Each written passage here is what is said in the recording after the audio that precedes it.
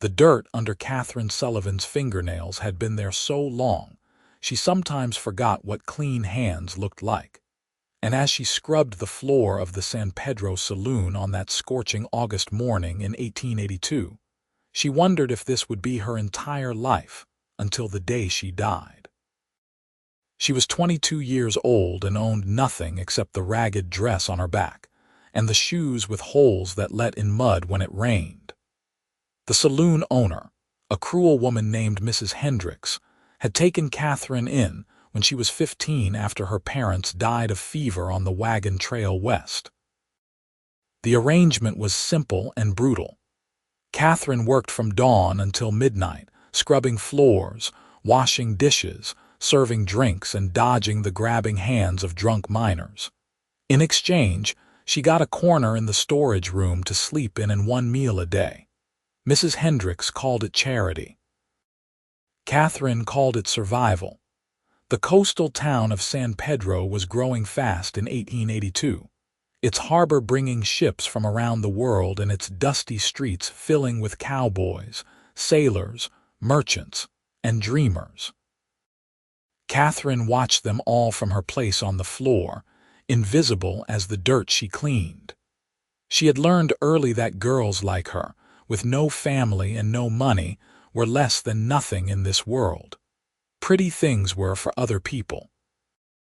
Beautiful things existed only in the shop windows she passed on her rare trips to the market, and she had long ago stopped letting herself want them. "You missed a spot," Mrs. Hendricks barked from behind the bar. "And when you finish that, the spittoons need emptying." Katherine nodded without looking up. She had learned not to meet the woman's eyes, not to speak unless spoken to, not to exist any more than absolutely necessary. But something in her chest still burned with the memory of a different life, when her mother had sung to her, and her father had called her his little wildflower. That life felt like a dream now, faded and impossible. The saloon doors swung open, and Katherine kept her head down as boots crossed the floor she had just cleaned. She was used to being stepped over, stepped on, ignored completely, but these boots stopped right beside her bucket. "Excuse me, miss." The voice was deep and gentle, with a drawl that spoke of Texas or maybe Oklahoma. Katherine looked up slowly, squinting against the sunlight streaming through the door behind him. The man was tall and broad-shouldered, with sun-darkened skin and dark hair that curled slightly at his collar. He wore typical cowboy gear, dusty from travel, with a worn leather vest and a bandana around his neck. But his eyes caught her attention most. They were a warm brown, and they were looking directly at her like she was actually there, actually real. "Yes, sir," she asked quietly, already preparing to move out of his way. "I am looking for work," he said. "Would the owner be around?" "I am the owner," Mrs. Hendricks called out sharply. "What kind of work?" The cowboy turned toward her, and Katherine used the moment to study him more carefully. He looked to be around 25, with the lean, hard build of someone who spent his life outdoors. There was a gentleness in his face that seemed out of place in the rough saloon, a kindness around his eyes that made something flutter in Katherine's chest. "I am good with horses, madam," he said to Mrs. Hendricks. "I heard you might need someone to handle the stables out back, keep the horses fed and groomed for the customers." Mrs. Hendricks looked him over with calculating eyes. $5 a week and a room in the stable loft. You start now." "Yes, madam." He touched the brim of his hat. "Name is Russell Whitmore." "Fine. Katherine, show him where the stables are and then get back to your work." Katherine scrambled to her feet, nearly knocking over the bucket in her haste. Russell Whitmore stepped back to give her room, which was more courtesy than most men showed her. She wiped her wet hands on her already damp skirt and gestured toward the back door. "This way," she said softly. They walked through the dim storage room where Katherine slept, and she felt suddenly ashamed of the threadbare blanket visible in the corner, the small space that contained her entire world. But Russell did not seem to notice, or at least did not comment. They stepped out into the bright California sunshine, and Katherine led him across the packed dirt yard to the stables. "There are usually about 8 to 10 horses here at any time," she explained, her voice still quiet. "The feed is kept in those barrels, and there is a well over there for water. The grooming tools are hanging on that wall." Russell looked around, nodding. "This is good, better than some places I have worked." He turned to her with a smile that transformed his serious face into something warm and open. "Thank you for showing me, Miss Katherine."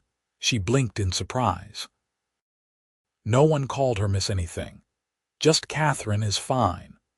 "Well, just Katherine," he said, and there was a teasing note in his voice that was not mean, just friendly. "I am pleased to make your acquaintance. Something tells me we will be seeing quite a bit of each other, working in the same place." Katherine felt heat rise in her cheeks that had nothing to do with the August sun. "I should get back to my work. Of course. Thank you again." She hurried back to the saloon, her heart beating faster than it should. It was foolish, she told herself. He was just being polite, just a cowboy passing through who would move on soon enough like they all did. She had no business feeling anything at all, but over the following days, Katherine found her eyes drifting toward the back windows more often than they should. She watched Russell work with the horses, gentle and patient, talking to them in a low voice as he brushed their coats and cleaned their hooves. He treated the animals with a respect and kindness that she rarely saw people show each other. When rough cowboys came in drunk and loud, demanding their horses be ready immediately, Russell stayed calm and polite, never rising to anger even when they deserved it. And he was kind to her too, which confused Katherine more than anything. On his third day, he came into the saloon during the afternoon lull and set a cup on the bar. "Could I get some water, please?" he asked Katherine, who was wiping down tables. "The water pump is out back," she said, confused. "I know, but I thought maybe you would like some too." "You have been working in this heat all day." Katherine stared at him. "I can get my own water. I am sure you can. But I am going to be standing here anyway, waiting, so we might as well both have some." His eyes were warm with something that might have been understanding. "Please." She filled 2 cups from the pitcher they kept behind the bar, hands trembling slightly. When she handed him his cup, their fingers brushed for just a moment, and Katherine jerked her hand back like she had been burned. Russell did not seem to notice. He drank his water in long gulps, then nodded his thanks. "That hits the spot. Thank you, Katherine." He set the cup down and headed back outside, leaving Katherine standing there with her own untouched water, feeling like something had just shifted in her small world. Mrs. Hendricks noticed, of course. She noticed everything. "Do not get ideas," the older woman said coldly that evening as Katherine scrubbed the bar. "Men like that do not want girls like you, and even if they did, you owe me 7 more years of work to pay back what I spent raising you." Katherine said nothing. She had heard this speech before, this reminder that she was trapped, that her debt would never be paid, that she would never be free. Mrs. Hendricks had never shown her the actual numbers, never explained how the cost of 1 meal a day and sleeping space in a storage room could add up to years of servitude. But Katherine had no money for a lawyer, no family to help her, nowhere else to go. So she scrubbed and stayed silent. But that night, lying on her thin blanket in the storage room, Katherine let herself think about Russell Whitmore. She thought about his kind eyes and his gentle voice and the way he treated her like she mattered. It was dangerous to want things, she knew that. Wanting things only led to heartbreak. But in the darkness, she let herself want anyway. The days turned into weeks and a pattern developed. Russell would come in once a day, always during the quiet afternoon hours, and ask for water. Katherine would pour for both of them, and they would drink together in comfortable silence, or sometimes exchange a few words about the weather or the horses or nothing in particular. He never asked her why she was always working, why she looked so tired, why she slept in a storage room. She was grateful for that. She could not have explained it without crying. One afternoon in early September, Russell came in looking troubled. Katherine was alone in the saloon, Mrs. Hendricks having gone to the bank, and she felt her heart skip at the expression on his face. "Is something wrong?" she asked. Russell ran a hand through his hair, a gesture she had learned meant he was thinking hard about something. "Katherine, can I ask you a personal question?" Fear shot through her. "I suppose. You get paid for the work you do here." The question surprised her so much she almost dropped the glass she was holding. "I get room and board." "That is not what I asked." His voice was gentle but firm. "Do you get money? Can you leave if you want to?" Katherine felt tears prick her eyes and she turned away quickly. "I have a debt to pay. Mrs. Hendricks took me in when I had nothing. I owe her, how much? I do not know exactly. She keeps the accounting." Russell was quiet for a long moment. When he spoke again, his voice was tight with barely controlled anger. "Katherine, that is not right. That is not legal. You are not a slave. We fought a war about this." "It is different," Katherine whispered. "She gave me a home when my parents died. I owe her everything." "You owe her nothing. Working 7 years without pay for room and board that probably costs less than $1 a week. That is not charity, Katherine. That is exploitation." The word hung in the air between them, harsh and true. Katherine felt something crack open inside her chest, something she had kept locked away for years. She sank into a chair, her legs suddenly weak. "I have nowhere else to go," she said, and her voice broke. "I have nothing. I am nothing." Russell crossed the room in 3 quick strides and crouched down beside her chair. He did not touch her, but his presence was warm and solid and real. "You are not nothing. You are kind and hard-working, and you deserve so much better than this. And you do have somewhere to go if you want it." Katherine looked at him through her tears. "What do you mean?" "I have been saving money for 2 years now. I have enough to rent a small house, maybe start a horse breeding business. I came to San Pedro because the harbor means steady customers, people who need good horses. I have been looking for the right place, the right opportunity." He paused, and something vulnerable crossed his face. The right person to share it with. Katherine's heart was pounding so hard she thought it might break through her ribs. "Russell, what are you saying?" "I am saying that I have spent the last month watching you work yourself to exhaustion for someone who treats you like property. I am saying that I see how kind you are to the customers even when they are rude to you. How you sneak scraps to the stray dogs in the alley. How you sing quietly to yourself when you think no one is listening.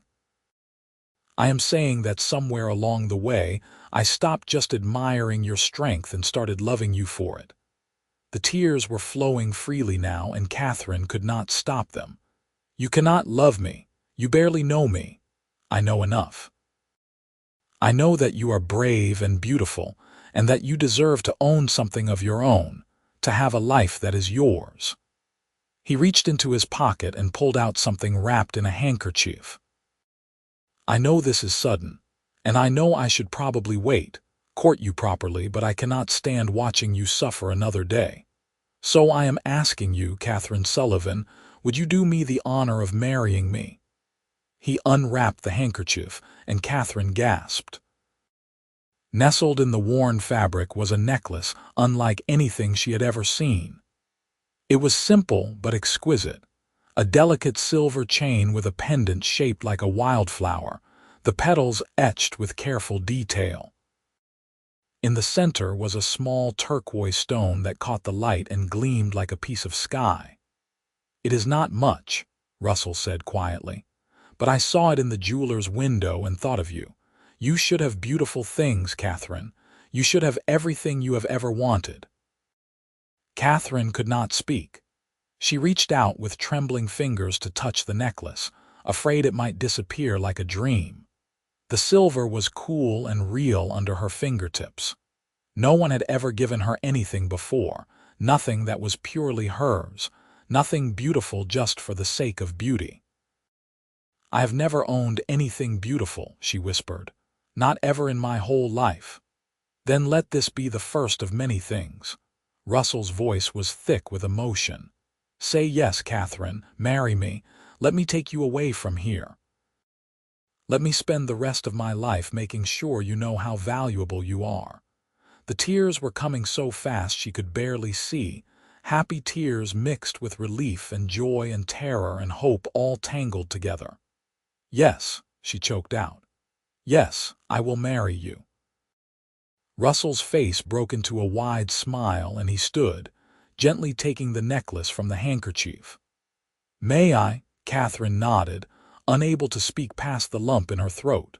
She lifted her hair, and Russell fastened the necklace around her neck with careful, gentle fingers.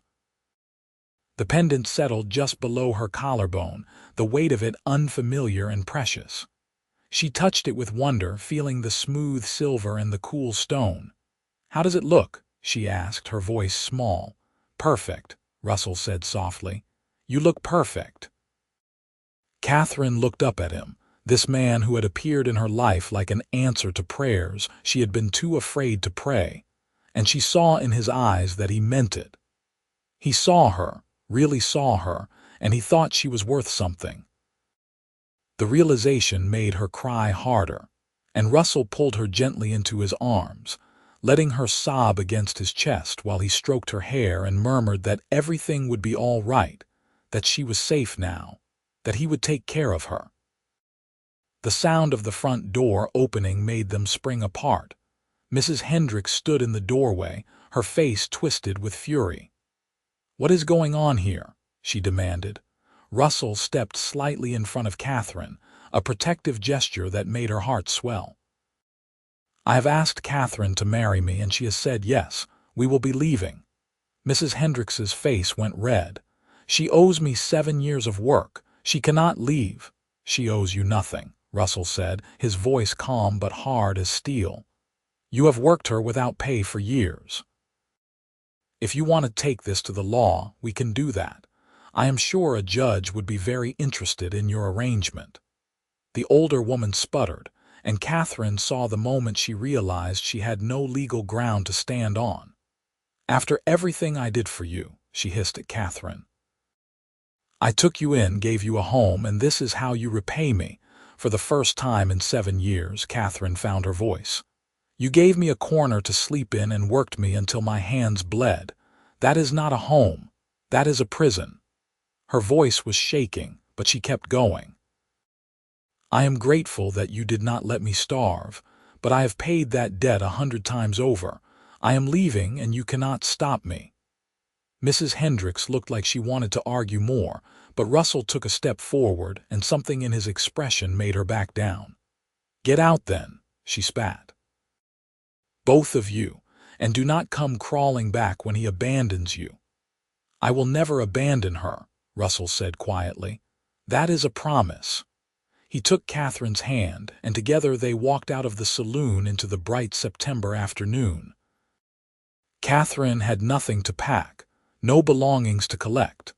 Everything she owned in the world was the dress on her back and the necklace around her neck. But as Russell led her down the dusty street toward the boarding house where he had a room, she felt lighter than she had in years. "Where will we go?" she asked. "The boarding house for tonight. Tomorrow we will find the preacher and get married properly.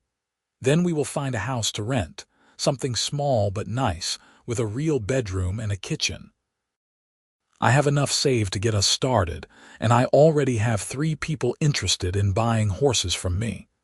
We will be all right, Katherine. I promise you, we will be all right."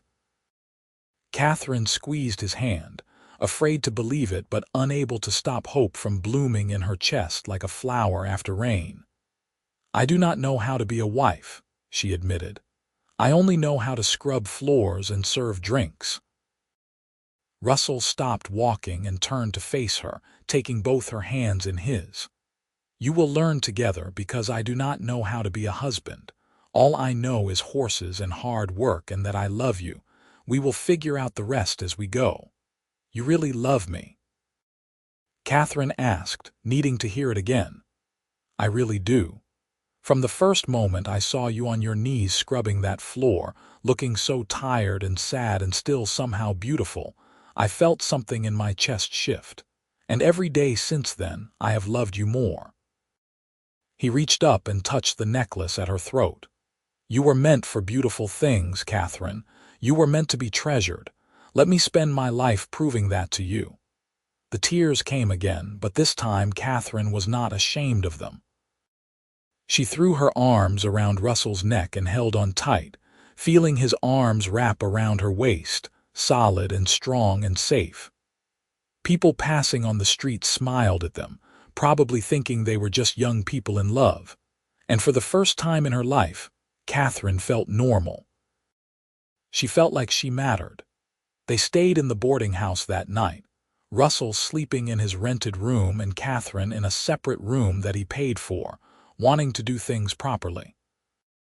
Katherine lay awake most of the night, touching the necklace at her throat, afraid that she would wake up and discover this was all a dream. But when morning came, Russell knocked on her door with a smile and a small package wrapped in paper. "I thought you might like a new dress for the wedding," he said, suddenly shy. "I hope I guessed your size right." Inside the package was a simple blue cotton dress, nothing fancy but clean and new and hers. Katherine held it up, marveling at the soft fabric, the neat stitching, the pretty pearl buttons down the front. "It is too much," she whispered. "It is not nearly enough, but it is a start." Russell smiled at her. "Get dressed and we will go find the preacher." "Unless you want to wait, have a bigger wedding with people and flowers and such." Katherine shook her head quickly.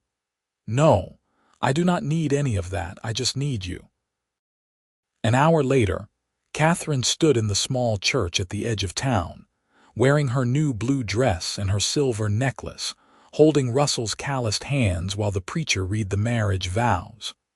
There were no guests, no flowers, no music.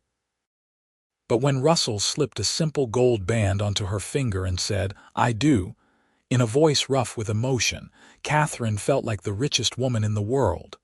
"I do," she echoed, and meant it with every fiber of her being. "I now pronounce you husband and wife," the preacher said with a warm smile. "You may kiss your bride." Russell cupped Katherine's face in his hands, gentle as if she were made of something precious and breakable, and kissed her softly.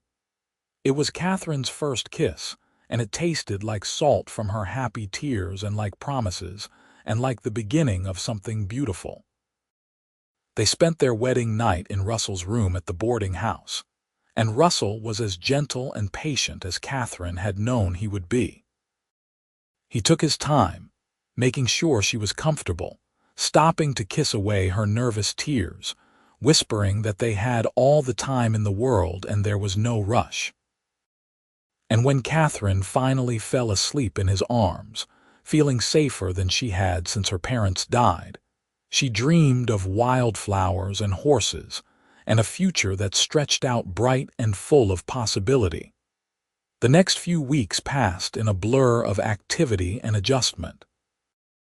Russell found a small house to rent on the outskirts of town, a 2-room cottage with a bedroom and a kitchen living area. It was not much, but to Katherine, it was a palace. She had her own space, her own home, somewhere she belonged not because she was obligated but because she was loved. Russell bought her a second dress, this one green, and a warm shawl for the cooler evenings. He bought dishes and pots and a good knife for cooking. He bought a bed with a real mattress and blankets that did not have holes. Each new thing made Katherine cry with gratitude, and each time, Russell would hold her and tell her she deserved every bit of it and more. Learning to be a wife was harder than Katherine had expected, but not in the ways she had feared. Russell did not demand anything from her, did not expect her to be perfect. When she burned their dinner the first time she tried to cook a real meal, he laughed and said they would eat bread and cheese and try again tomorrow. When she struggled to sew a button on his shirt, he showed her patiently how to do it, his hands over hers, his breath warm on her neck. The hard part was learning to believe that this was real, that he would not change his mind, that she was allowed to be happy. She woke sometimes in the middle of the night, panicking that she had overslept, and Mrs. Hendricks would punish her, only to find herself in a soft bed with Russell's arm around her waist. He would wake when she stirred, pulling her close and murmuring sleepily that she was safe, that she was home, until her heart stopped racing. Russell's horse business grew quickly. Word spread that he was honest and skilled, that he treated animals well and could train even the most difficult horse. Within a month, he had steady work and was making enough money that Katherine no longer had to worry about having food on the table.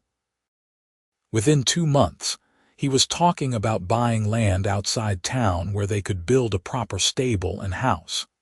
Katherine learned to cook, slowly getting better at it with practice and advice from their neighbor, an older woman named Mrs. Chen who ran a boarding house down the street. She learned to keep house, to manage their small budget, to make their cottage feel like a home. But more than that, she learned to smile again, to laugh at Russell's jokes, to feel like a person instead of a servant. 3 months after their wedding, Russell came home one evening with a thoughtful expression on his face. Katherine was making stew, proud that she had gotten it right this time, and she looked up at him with a smile that faded when she saw his face. "What is wrong?" she asked, fear creeping in.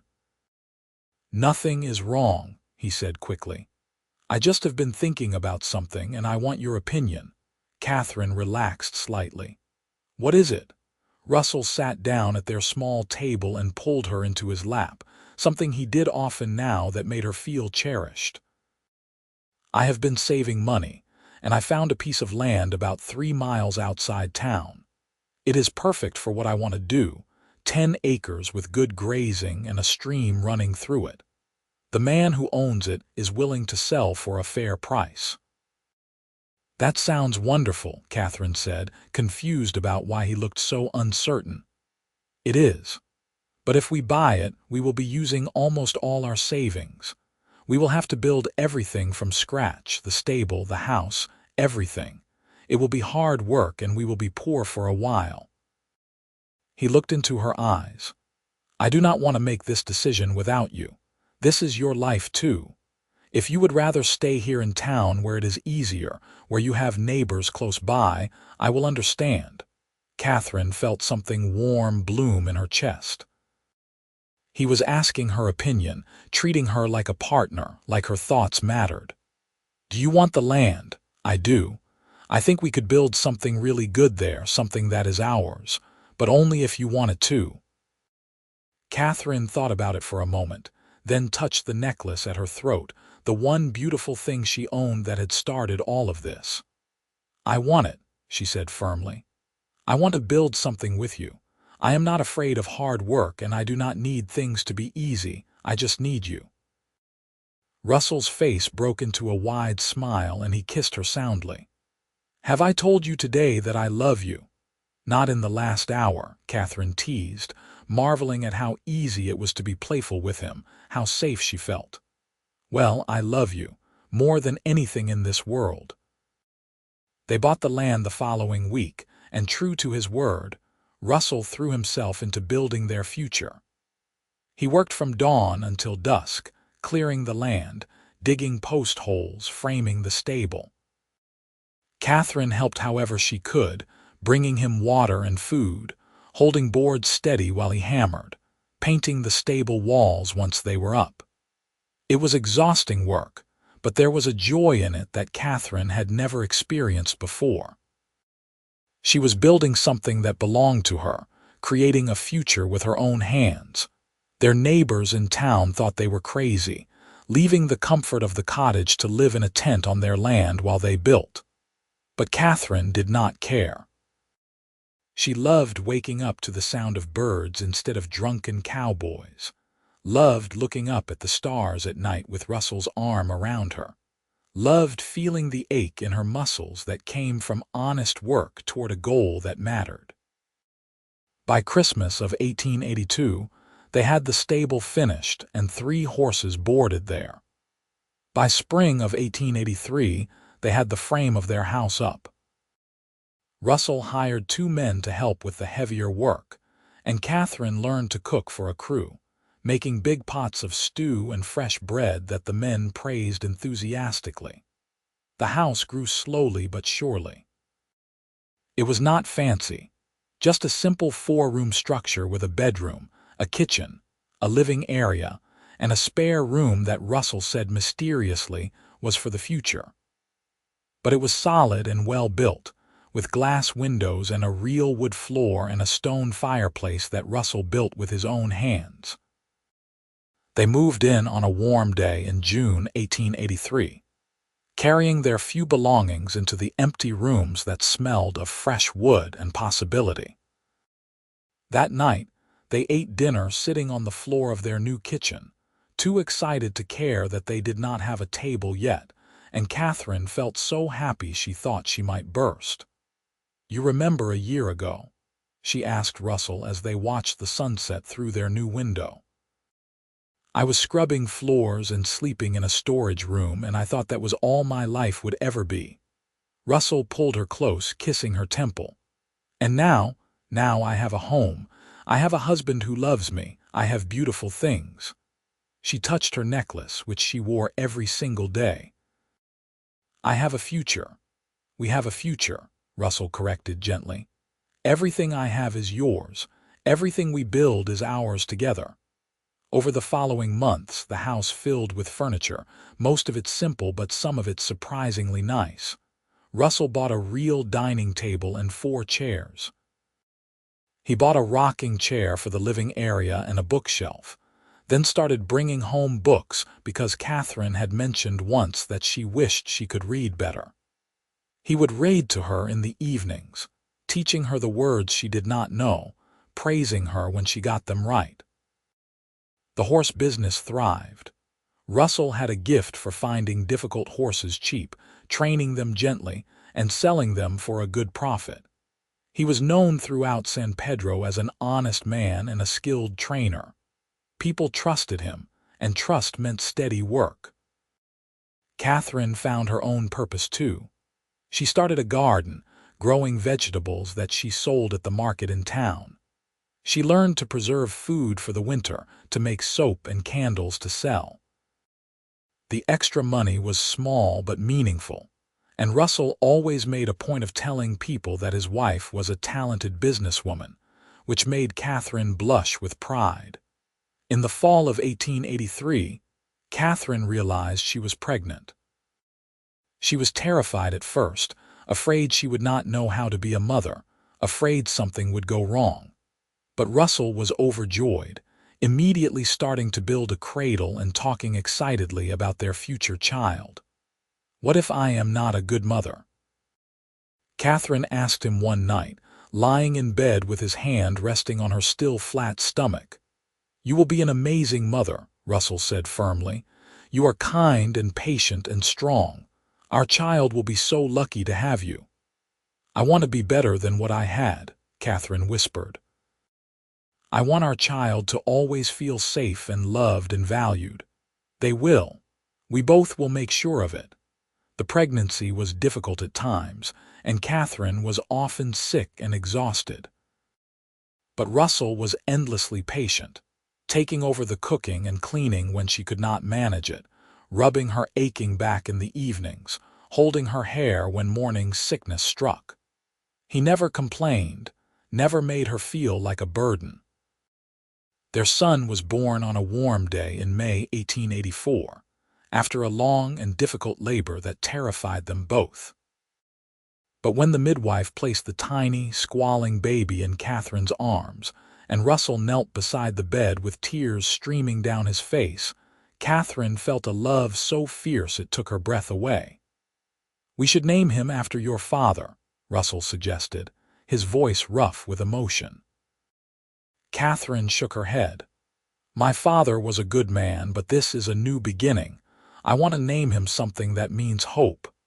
They named him Jesse, which meant gift, because that was what he was to them.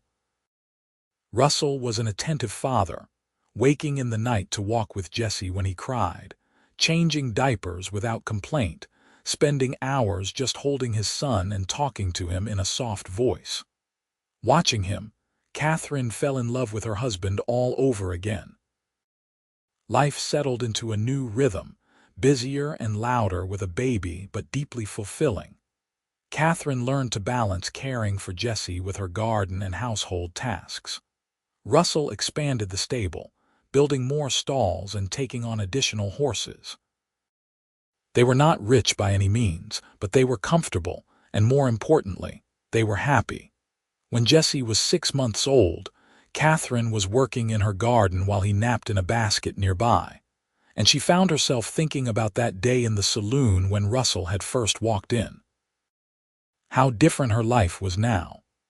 How impossible this happiness would have seemed to that exhausted girl scrubbing floors. She touched the necklace at her throat, which she still wore every day. The silver had developed a soft patina from constant wear, and the turquoise had faded slightly, but it was still the most beautiful thing she owned. Not because of its material value, which was modest, but because of what it represented.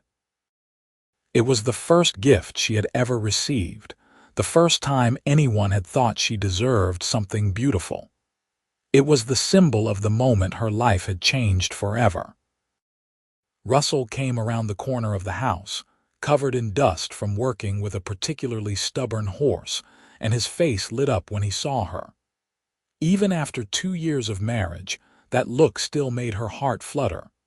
"Is Jesse still sleeping?" he asked, kneeling beside her in the garden. "For now, he will wake up hungry soon, though." Russell plucked a weed she had missed, then took her hand. "I have been thinking about something." "What?" "I want to hire some help. The business is doing well enough that we can afford it, and I do not like being away from you and Jesse so much. I thought maybe we could hire a young man to help with the stable work, give me more time for training and more time at home." Katherine squeezed his hand. "That sounds wonderful. You have someone in mind." "There is a kid in town, maybe 17, who reminds me of myself at that age. He is a hard worker but has had some bad luck.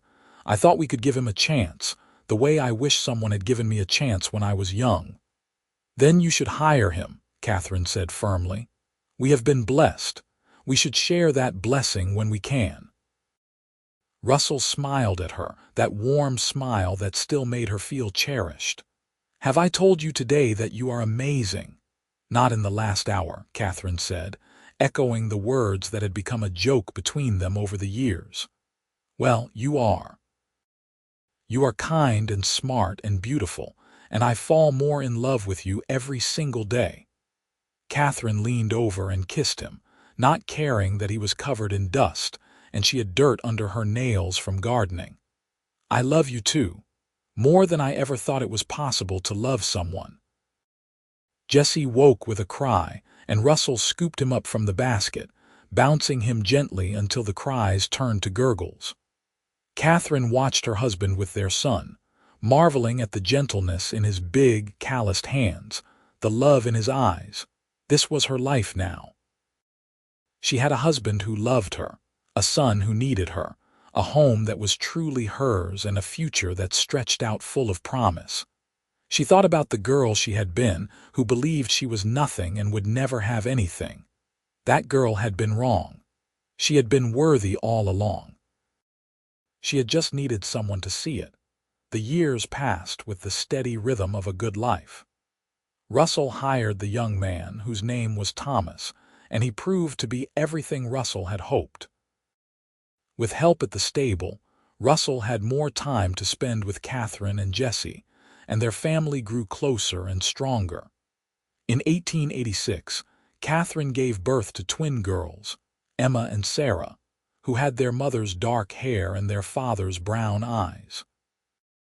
The house felt suddenly small with 3 children, so Russell added 2 more rooms and a proper porch where they could sit in the evenings and watch the sun set over their land.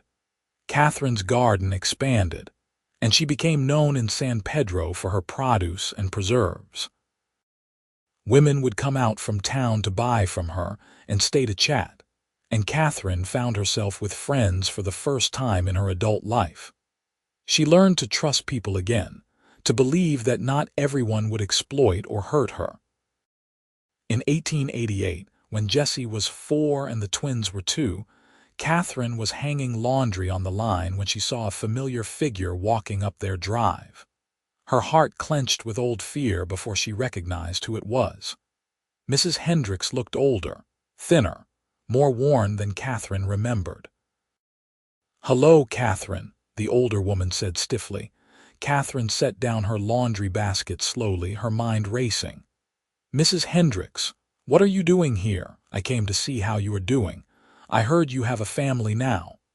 Katherine felt Russell come up behind her, a protective presence. "We do," she said carefully. 3 children and a good life." Mrs. Hendricks nodded, and something that might have been regret crossed her face. "I am glad. I also came to apologize. What I did, keeping you there all those years, working you like that, it was not right. I told myself I was helping you, that you owed me, but the truth is I was just using you because it was convenient and cheap." Katherine stared at her, shocked. She had never expected this, never thought Mrs. Hendricks would admit fault. "I do not expect your forgiveness," Mrs. Hendricks continued. "I just wanted you to know that I recognize what I did was wrong. You did not deserve that treatment. No one does." Katherine felt Russell's hand on her shoulder, a silent support. She thought about the bitterness she had carried for years, the anger and resentment. And then she thought about the life she had now, the happiness she had found. Holding on to anger only hurt her, not Mrs. Hendricks. "Thank you for saying that," Katherine said finally. "I do not think I can forget what happened, but I can forgive. I am happy now, happier than I ever thought possible, and I do not want to carry hate in my heart anymore." Mrs. Hendricks's eyes filled with tears. "You are more gracious than I deserve. I will leave you to your family now." She turned to go, then paused. "He is a good man, your husband. I could see that even then. I am glad he found you." Katherine watched her walk away, feeling Russell's arms wrap around her from behind. "Are you all right?" he murmured into her hair. "I am," Katherine said, and meant it. "I am better than all right. I have everything I ever wanted and so much more." Jessie came running around the corner of the house, followed by the twins toddling along as fast as their little legs could carry them. Russell scooped up the girls while Katherine caught Jessie, and they stood there together, their small family in front of the home they had built. And Katherine felt a peace settle over her that she had never known before. The years continued to pass, each one bringing new challenges and joys. In 1890, Katherine gave birth to another son, whom they named Daniel. In 1892, Russell bought the adjacent 10 acres, expanding their property and their business. The stable now housed 15 horses regularly, and Thomas had gotten married and built his own small house on the property with Russell's help. Katherine's garden had become a small farm, producing enough that she hired 2 women from town to help with planting and harvesting. The money she made was her own, and Russell was endlessly proud of her business sense and hard work. He would tell anyone who listened that his wife was not just beautiful but brilliant, which never failed to make Katherine blush and smile. Their children grew healthy and happy, learning to ride before they could properly walk, helping with the horses and garden as soon as they were old enough. Russell and Katherine made sure they knew they were loved, that they had value, that they could be anything they wanted to be.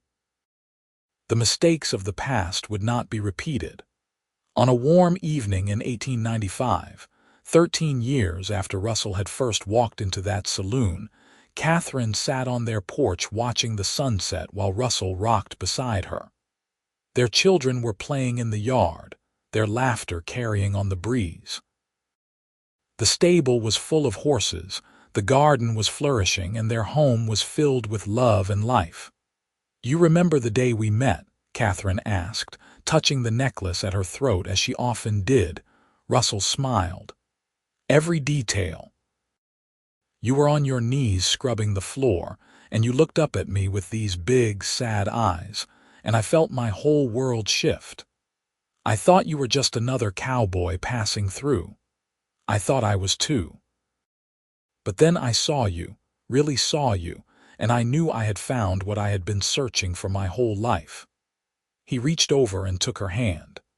"I love you, Katherine. I have loved you for 13 years, and I will love you for the rest of my life and beyond." Katherine squeezed his hand, feeling the familiar weight of her wedding ring and the newer weight of all the years they had built together. "I love you too. You gave me everything. You gave me a home and a family and a future. You gave me myself." "You always had yourself," Russell said gently. "You were always strong and brave and worthy. I just helped you see it." Katherine thought about the scared, exhausted girl she had been, who believed she would never have anything beautiful. She looked at her life now, at her husband and children and home, at all the beautiful things she had accumulated over the years. But none of them mattered as much as that first necklace, the one that had changed everything. She touched it again, feeling the worn silver and faded turquoise, and she remembered the moment Russell had given it to her. She remembered the tears that had streamed down her face, happy tears that she had never expected to cry. She remembered realizing that someone thought she was worth something, that she deserved beautiful things, that her life could be more than just survival. That moment had been the beginning of everything. It had been the moment she started believing she had value. And from that belief, everything else had grown. Her courage to say yes, her strength to build a new life, her capacity to love and be loved, her ability to be a good wife and mother and friend. It had all started with a simple silver necklace and a cowboy who saw her when she was invisible to everyone else. "What are you thinking about?" Russell asked, watching her with that gentle expression she loved. "I am thinking about how one moment can change everything," Katherine said. "How a single act of kindness can save someone, how love can transform a life." Russell lifted her hand to his lips and kissed it. "You transformed my life too, you know. I was just drifting before I met you, going from place to place with no real purpose. You gave me a reason to stay, to build something, to be better than I was. You made me want to be the kind of man who deserves you." "You always were that man," Katherine said softly. They sat in comfortable silence, watching their children play as the sun sank lower on the horizon. Jesse was teaching the twins to ride, patient and kind like his father. Daniel was digging in the dirt, probably looking for worms or interesting rocks. Their life was simple but full, ordinary but precious. In 1898, Katherine turned 38 years old, and Russell threw her a party. Friends came from all over San Pedro, bringing food and gifts and laughter. Katherine stood in the middle of her full house, surrounded by people who cared about her, and felt overwhelmed with gratitude. That night, after everyone had gone home and the children were in bed, Russell led Katherine out to the porch and handed her a small wrapped package. "Another gift?" Katherine asked. "You already gave me a party." "Open it," Russell said, smiling mysteriously. Inside was a second necklace, different from the first but equally beautiful.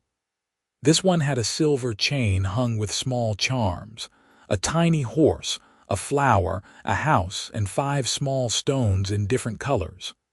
"Each stone represents one of our children," Russell explained. "And the charms represent our life together."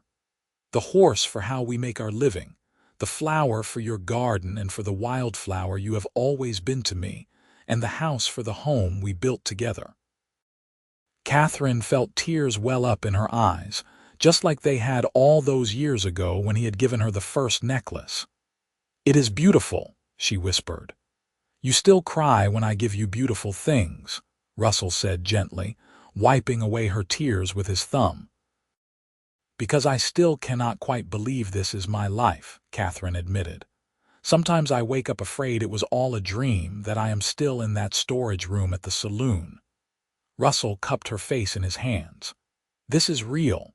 We are real. This beautiful life we built together is real. And you deserve every bit of it." He fastened the new necklace around her neck, and Katherine touched both pendants, the old and the new. They clinked together softly, the sound of a life well lived, of love given and received, of a girl who had nothing becoming a woman who had everything that mattered.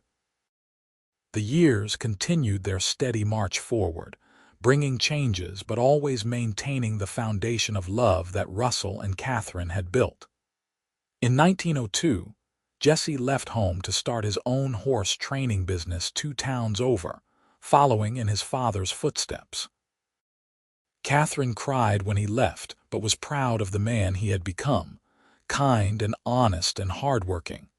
The twins married in a double wedding in 1904, both to good men who treated them well. Katherine and Russell helped them build houses on the property, keeping their family close. Daniel showed an interest in farming rather than horses, so they gave him the section of land where Katherine's garden had expanded and helped him start his own farm. In 1910, Russell turned 53 and announced he was slowing down, letting Thomas take over more of the daily stable work. "I want to spend my time with you," he told Katherine. "We have worked hard our whole lives. Let us enjoy what we built." They did enjoy it. They took long walks around their property, rode horses together like they had not done in years, spent lazy afternoons on the porch watching their grandchildren play. Katherine's hair had turned gray, and Russell's back ached more than it used to, but the love between them had only grown deeper and stronger with time. On their 30th wedding anniversary in 1913, their children threw them a celebration. The whole community came, filling their property with laughter and music. People gave speeches about how Russell and Katherine were pillars of San Pedro, how their love story inspired everyone who knew them. That night, lying in bed with Russell's arms around her, Katherine thought about the journey they had traveled together. From a saloon in San Pedro, where she had been a servant, to this beautiful life full of family and love. It had not always been easy. There had been hard years, lean times, moments of fear and doubt, but they had faced everything together, and that had made all the difference. "I would not change a single thing," she said softly. "Not even the hard parts?" Russell asked. "Not even those. They made us who we are. They taught us to appreciate what we have." She touched her original necklace, which she still wore every single day alongside the one Russell had given her on her 38th birthday. "This necklace changed my life. The moment you gave it to me, I started to believe I could have more. I started to believe I deserved to be loved." "You always deserved it," Russell murmured. "I was just lucky enough to see it." Katherine turned in his arms to face him. "We were both lucky. Lucky to find each other, lucky to build this life, lucky to love and be loved." Russell kissed her softly, the kind of kiss that came from decades of intimacy and affection. "Here is to 30 more years," he said. "At least," Katherine agreed. They did not get 30 more years, but they got another good decade. In 1923, Russell passed away peacefully in his sleep at the age of 66, with Katherine holding his hand. She grieved him deeply, mourning the loss of the man who had saved her, loved her, built a life with her, but she did not fall apart. Russell had taught her that she was strong, that she had value, and she carried that knowledge even in her grief. Katherine lived another 12 years after Russell's death, surrounded by her children and grandchildren. She never remarried, never even considered it. Russell had been her one great love, and that was enough. She kept the horse business running with Thomas's help, kept her garden producing, kept living a full and meaningful life. She died in 1935 at the age of 75, peacefully in her sleep just like Russell had. When her children went through her belongings, they found the 2 necklaces laid carefully in a wooden box on her dresser. There was a note with them in Katherine's careful handwriting. The note read, "These necklaces are the most valuable things I own, not because of what they are worth, but because of what they represent. They represent love and kindness, and the belief that everyone deserves beautiful things. They represent the moment my life changed, when a cowboy I barely knew saw value in me that I could not see in myself. They represent the 30 years I spent with the best man I ever knew, building a life full of love and purpose. Keep them and remember that a single act of kindness can change everything. Remember that everyone deserves to be seen and valued and loved.